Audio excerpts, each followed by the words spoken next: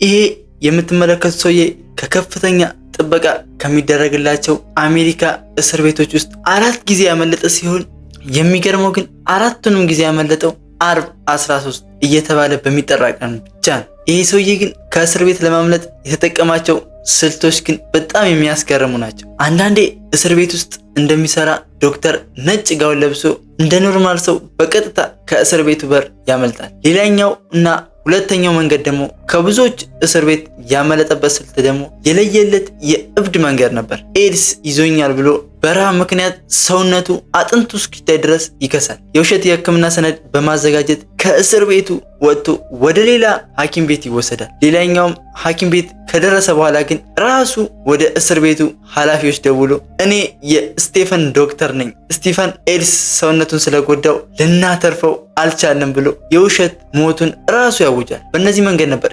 ከአራቱም እስር ቤት ያመለጠው። ዛሬ የምናየው በዓለም ታሪክ ውስጥ የማምለጥ ንጉስ እየተባለ የሚጠራውን የስቲፈን ጄ ራስለን እውነተኛ ታሪክ ነው። እሺ ሰዎች የምሰራው ስራ የሚመቻችሁ ከሆነ ቻናሉን ሰብስክራይብ በማድረግ አግዙ። ታሪካችን የሚጀምረው ቴክሳስ አሜሪካ ውስጥ ነው። የዚህ ሰውዬ ትክክለኛ ፎቶ ማየት ከፈለጋችሁ ይሄንን ይመስላል። ይህ ሰውዬ እንደዚህ ሀገር ያሸበረ ወንጀለኛ ከመሆኑ በፊት ግን ወንጀለኞችን የሚያሳድድ ጎበዝ ፖሊስ ነው። ነገር ግን ከዕለታት አንድ ቀን በድንገት የሆነ ቀን ላይ ስቴፈን ሕግ ማስከበር ሰልችቶት ወደ ወንጀል ዓለም ተቀላቀለ። በምን ምክንያት እንደሆነ ሳይታወቅ ወንጀለኞችን ከማሳደድ ራሱ ወንጀለኛ ሆነ። የሚገርመው ነገር ግን አራቱንም ጊዜ ከእስር ቤት ያመለጠው አርብ 13 በሚባለው ቀን ላይ ነው። ለምን መሰላችሁ ይህንን ቀን የመረጠው? በፈረንጆቹ ይሄ ቀን እንደ አምልኮ ነው። ልክ በእኛ ሀገር ሰኔና ሰኞ ሲገጥም መጥፎ እድል ነው እንደሚባለው ማለት ነው። በእነሱም 13ኛው ቀን አርብ ቀን ላይ የሚውል ከሆነ እንደ መጥፎ እድል ነው የሚቆጠረው እና በዚህ ቀን ሀገሩ ስለሚጨነቅ ነበር ይሄንን ቀን የሚመርጠው። እንግዲህ ውድ ተመልካቾች የዚህ ሰውዬ የወንጀል ጨዋታ የሚጀምረው አሁን ነው እና የመጀመሪያ ወንጀሉ ምን ሆነ መሰላችሁ? ወደ አንድ ትልቅ ሱፐርማርኬት ውስጥ ይገባና መሬት ላይ ውሃ ይደፋል፣ እንደሚገዛ ሰው ገብቶ ማለት ነው። ከዛ አውቆ መሬቱ እንዳንሸራተተው ሰው ይወድቃል። ቀጥሎ የሚያደርገው ነገር ግን በጣም የሚያዝናና ነበር። ስቲፈን ሱፐርማርኬት ውስጥ ወድቄ ወገቤ ተሰበረ ብሎ ሱፐርማርኬቱን ከሰሰው። ከሳሽና ተከሳሽም ሁለቱም ፍርድ ቤት ቀረቡ። ዳኛውም $45,000 ካሳ ለስቲፈን እንዲከፈለው ወሰነ። ስቲፈን ያሰበው ነገር በሙሉ ተሳካለት። ያው ያሰበው ብር ማግኘት ነበር። የፈለገውን ገንዘብ በቀላሉ አገኘ ያለምንም ክርክር። ነገር ግን ከዳኛው ውሳኔ በኋላ ግን የሱፐርማርኬቱ የኢንሹራንስ ኩባንያ ጉዳዩን በቀላሉ አልተቀበለውም። የዛ ቀን ሱፐርማርኬት ውስጥ የተፈጠረውን ነገር በጥልቀት መመርመር ሲጀምሩ ስቲፈን ኩባንያው ነገሩን መርምሮ እውነቱን ከደረሰበት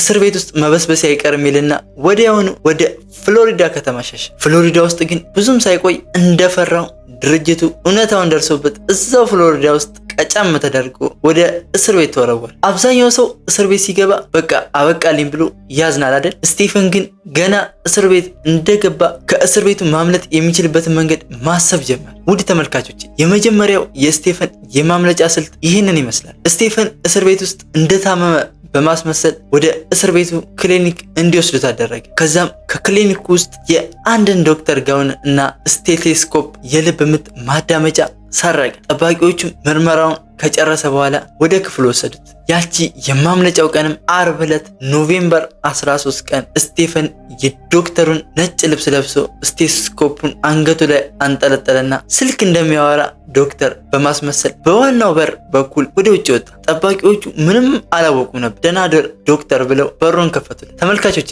የመጀመሪያውን የማምለጥ መንገድ እንዴት አያችሁት? ያለምንም ግርግር አንድ ነጭ ጋውንና በልብ ማዳመጫ ሲያመልጥ የሚገርም ነው። የሚገርመው ግን ስቲፈን ከዚህ እስር ቤት ካመለጠ በኋላ ራሱ ወንጀሉን አላቆም። ወዲያውኑ በአንድ ትልቅ የሕክምና ኩባንያ ውስጥ በውሸት ሰነድ ተቀጠረ። ችግሩ ግን እዚህ ድርጅት ውስጥ በተቀጠረ በጥቂት ወራት ውስጥ ከኩባንያው አካውንት $800,000 ሰርቆ አመለጠ። ነገር ግን የሰረቀውን ገንዘብ ሳይጠቀምበት ከጥቂት ጊዜ በኋላ እንደገና ኤፍቢአይዎች ቀጨም ተደርጎ ወደ ቴክሳስ ውስጥ ከፍተኛ ጥበቃ በሚደረግበት እስር ቤት ውስጥ ታሰረ። አሁን ሁለተኛውና እብዱ የማምለጫ መንገድ መጣ። ስቲፈን እንደገና በሰራው ወንጀል ፍርድ ቤቱ 45 ዓመት ነበር የፈረደበት። ስቲፈን ግን 45 ዓመት እስር ቤት መቀመጥ ሐሳብ አልነበሩ። ምን አደረገ መሰላችሁ? ከእስር ቤቱ የትምህርት ክፍል ውስጥ አረንጓዴ የጽሑፍ ማድመቂያ እስክሪብቶችን ከትምህርት ክፍል ውስጥ ሰረቀ። ከዚያም የሰረቀውን እስክሪብቶ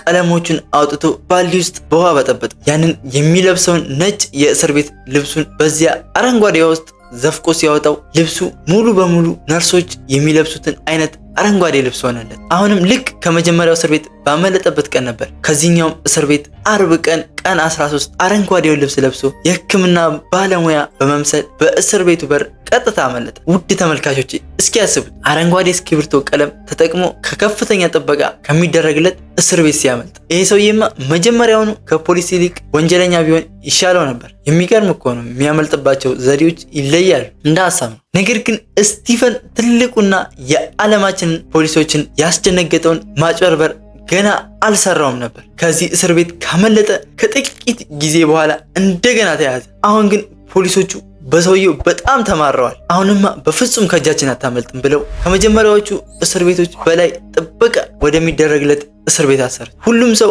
ካሁን በኋላ አያመልጥም፣ እዚሁ እስር ቤት ይበሰብሳል ብለው ሲያስቡ ስቲፈን ግን ሌላ እቅድ አውጥቶ ነበር። ስቲፈን እስር ቤት ውስጥ ምግብ መብላት አቆመ። በረሃብ ምክንያት አጥንቶቹ እንዲታዩ አደረገ። ምግብ ይቀበላል፣ ከዚያ ሰዎች ሳያዩት የተቀበለውን ምግብ ይደፋዋል። ይህ ነገር ቀን በቀን እየተደጋገመ በመጣ ቁጥር በጣም ከሳ። ጠባቂዎቹን አሞኛል፣ ሐኪም ቤት ውሰዱኝ አላቸው። ጠባቂዎቹም ሰውነቱን ሲያዩት አጥንቱ ይታያል። አረ ይሄ ሰውዬማ እውነትም ታሟል ብለው ሆስፒታል ወሰዱት። እሱ ግን ሆስፒታል መሄድ የፈለገው የውሸት የሕክምና ሰነድ ለማዘጋጀት ነበር። ከዛም በእስር ቤቱ ታይፕራይተር በመጠቀም የውሸት የሕክምና ሰነድ አዘጋጀ።